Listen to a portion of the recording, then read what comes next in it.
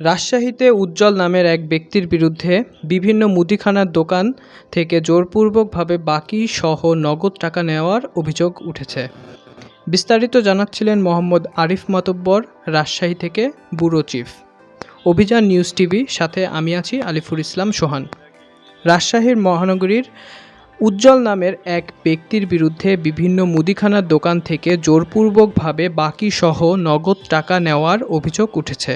সরেজমিনে জানা যায়, ঘটনাটি মহানগর চন্দ্রিমা থানাধীন ছোট বনগ্রাম থানার মোড় ইমারত স্টোর।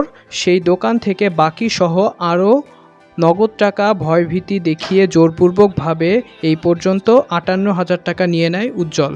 জানা যায়, উজ্জ্বলের স্থানীয় বাড়ি মোহনপুর, কিন্তু ভাড়া থাকতেন স্থানীয় চন্দ্রিমা থানার মোড়ে। এরকম আরও বেশ কিছু অভিযোগ উঠে এসেছে এই এলাকা থেকে।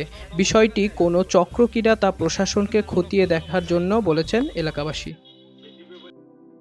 বলেন তো উজ্জ্বল, আপনার কাছ থেকে এই পর্যন্ত কত টাকা কিভাবে নিচে আত্মসাৎ করছে? উজ্জ্বল আমার দোকানে মাল দিত, মাল দেওয়ার ইসে তারপর আমার দোকানে বাকি খেত, ফ্ল্যাক্সি দিত এবং তারপরে সম্পর্ক করার পর আমাকে ধান দিবে বলে আমার কাছে 20,000 টাকা নেয়। আমাকে অবশ্য চেক লিখে দেয়। হ্যাঁ, তারপর দিবে বলে 1 বছর পার হয়ে যায়, তারপরেও কোনো লেনদেন করছে না। তারপরে আবার আলু দেবে বলে আমাকে এইভাবে টাকা নেয়। হ্যাঁ, তারপর এখন আমি এভাবে বহু মানে কতদিন ধরে তাদের সাথে খোঁজ খবর নাই? প্রায় 2 বছর হয়ে যায়। সে আমার বাড়ির পাশে ভাড়া থাকতো, ভাড়া থেকে খবর নিয়ে সে পালিয়ে চলে যায় এখান থেকে। মানে তার মানে 1.5 বছর যাবৎ সে আপনার কোনো টাকাই দেয় না, দোকানের বাকি সহ নগদ টাকা দেয় না? 2 বছর হয়। মানে এখন তার কোনো খোঁজ খবর নাই? না, আর কোনো খোঁজ খবর নাই।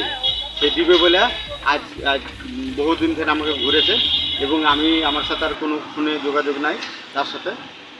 মানে এক কথায় বলতে গেলে বাকি সহ নগদ টাকা সহ একটা চিট করছে আপনার সাথে? হ্যাঁ, চিট করে এখন মানে এখান থেকে পালাই চলে গেছে বাসাবাড়ি ছেড়ে। তো এখন তো এটা এখন কি চাইতেছেন আপনি? হ্যাঁ, এটা আমি বিচার চাই। আচ্ছা, আমি একটা অসুস্থ মানুষ, আমার সাথে এই ধরনের আচরণ করেছে। হ্যাঁ, এটা আরো 5 জন জানে এখানে, তো ওই যে কাজ করেছে। হ্যাঁ, আর বিচার চাই। ধন্যবাদ।